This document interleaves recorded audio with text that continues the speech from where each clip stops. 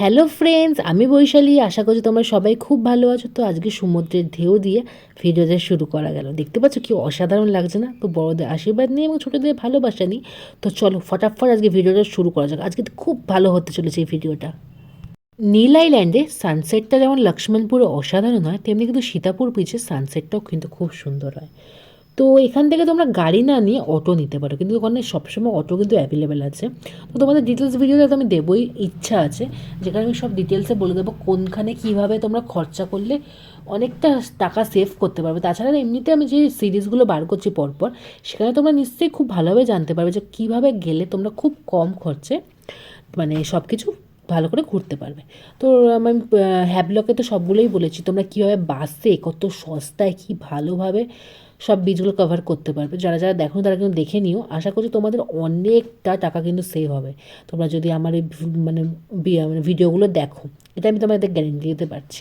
তো এখানে সীতাপুর বীচ বলো বা লক্ষ্মণপুর টু যে বীচটা, মানে যে সানসেটের জন্য স্পেশাল, তো সেই বীচটা ভারতপুর বীচটা আর ন্যাচারাল বীচ সবগুলোই কিন্তু তোমরা অটো প্রথম কথা বুক করে নিতে পারো। তাছাড়া আমি যে হোটেলটাতে ছিলাম সেখান থেকে লক্ষ্মণপুর বীচ বলো ন্যাচারাল বীচ বলো, সব বীচগুলোই মোটামুটি কাছাকাছিই ছিল। বাট তোমরা যদি চাও তোমরা একটা অটো বুক করে নিতে পারো, বেশি কিন্তু চার্জ নেবেন। 200 টাকা করে পার নিচ্ছে, পার বিচে দিচ্ছে। তুমি যদি একেবারে অটোটাকে বুক করে নাও, তোমার কিন্তু 500 টাকায় কিন্তু 3টে জায়গা ভালো মতো ঘোরা হয়ে যাবে। তো যাই হোক, সীতাপুর বিচে তোমাদের সানরাইজ দেখাতে দেখাতে এই কথাগুলো বলে রাখো যাতে তোমাদের সুবিধা হয়। আর হ্যাভলগে কিন্তু একদমই তোমরা গাড়ি বা অটো সব কিছু অ্যাভয়েড করার চেষ্টা করো, কারণ ওখানে যখন বাসের সার্ভিস এত ভালো রয়েছে, তাও এসি বাস মাত্র 17 টাকা 20 টাকা। কেন তুমি বেকার বেকার খরচা করে গাড়ি বুক করবে 4,000 টাকা 5,000 টাকা দিয়ে? তো গাড়িটাকে সেভ করা মানে গাড়ির ভাড়াটাকে এত টাকা ইনভেস্ট না করে তোমরা যদি সেই টাকাটা দিয়ে এই অটো বা বাস বুক করো, তাহলে তোমাদের অনেকটা টাকা তোমরা সেভ করতে পারবে। এবং সেই টাকা দিয়ে তোমরা কী করতে পারবে জানো তো? ওয়াটার অ্যাক্টিভিটিস, এত ভালো ভালো ওয়াটার অ্যাক্টিভিটিস আছে, তোমরা সব কিছু এক্সপিরিয়েন্স নিতে পারবে। মানে আমার যা মনে হয় যে ট্রাভেলের এই গাড়ির খরচা বাদ দিয়ে তোমরা যদি সেই টাকাটা ওয়াটার অ্যাক্টিভিটিতে পেছনে ইনভেস্ট করো, তাহলে তোমরা বেশি মজা করবে, সব রকম এক্সপিরিয়েন্সও হয়ে যাবে, তাহলে তোমরা কম খরচায় ভালো মতন ঘুরতেও পারবে। যারা ওয়াটার অ্যাক্টিভিটি করতে চাও তাদের খরচাটাও কিন্তু এককালীন অনেকটাই কমে যাবে।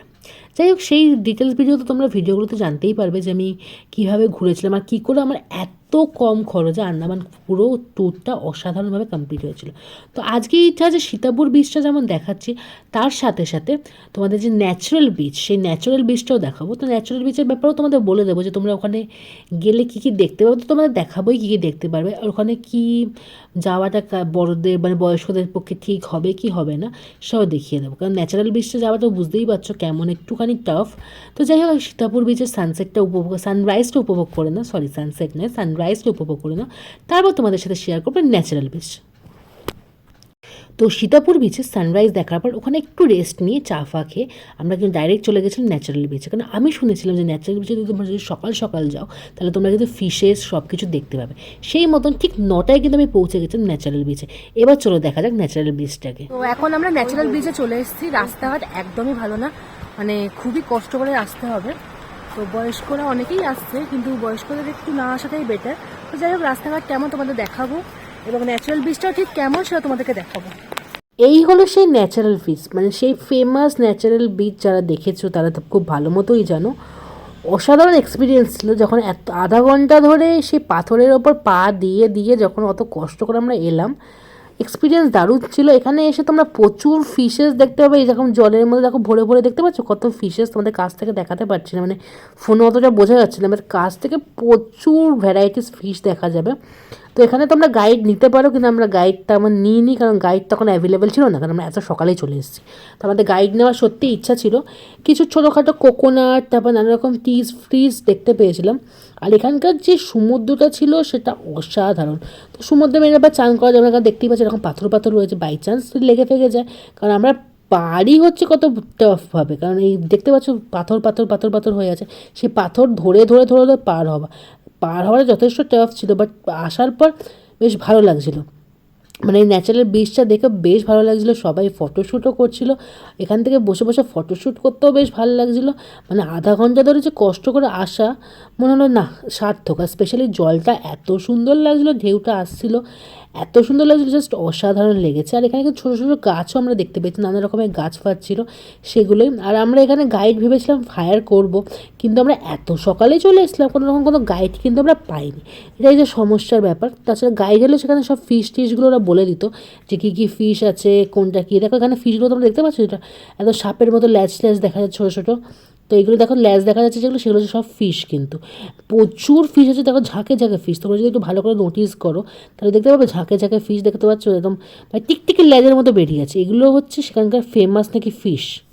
তো অনেকক্ষণ ফিশ দেখার পর, অনেকক্ষণ ধরে সেই সুন্দর সমুদ্র দেখার পর এবার হচ্ছে সেই আধা ঘন্টা টাইম নিয়ে বাড়ি ফেরত যাবার পালা। তো যেমন আসতে কষ্ট হয়েছে তেমনি কিন্তু বাড়ি ফেরত যেতেও মানে এই ঢিপি পেরিয়ে পেরিয়ে ফেরত যাওয়াটাও খুব চাপের।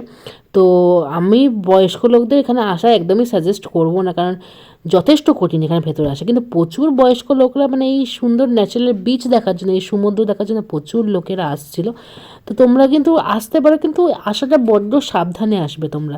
যে তোমাদের এই বিচটা তো খুবই সুন্দর, ফিশেস মানে সমুদ্রটাও খুব সুন্দর, আসা যেতে পারে, বাট প্রচণ্ড সাবধানে আসতে হবে। তো বয়স্ক লোকেরা একটু সাবধানে যদি আসে তাহলে খুব সুন্দর প্রাকৃতিক সৌন্দর্য, ন্যাচারালভাবে কিছু জিনিস তৈরি হচ্ছে সেটা দেখা তো জাস্ট অসাধারণ। বাট একটু চাপের মানে রিস্ক ব্যাপারটা থাকে, কারণ এতগুলো মানে পাথর পাথর ডিঙিয়ে আসা, তো বাই চান্স যদি পা ফা স্লিপ খেয়ে যায় একটু হার্ট হতে পারে বা লাগতে পারে। তো ন্যাচারাল বিচ আসতে গেলে একটু সাবধানে যদি আসো তাহলে তোমরা খুব ভালো একটা জিনিসের অনুভূতি দিতে পারবে। তো যাই হোক, আজকের ভিডিওটা এইটুকু। আশা করছি তোমাদের ভিডিওটা ভালো লেগেছে। তো আজকের মতো টাটা, বাই বাই।